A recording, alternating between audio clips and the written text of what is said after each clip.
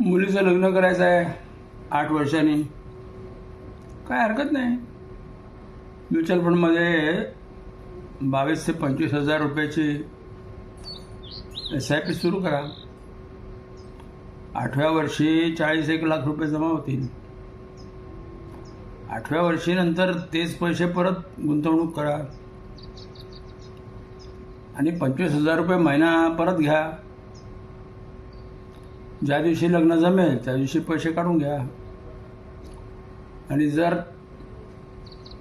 लग्न करण्यासाठी पैशाची गरज नसेल तर हे पैसे असेच चालू द्या. 25,000 रुपये महिना येत राहतील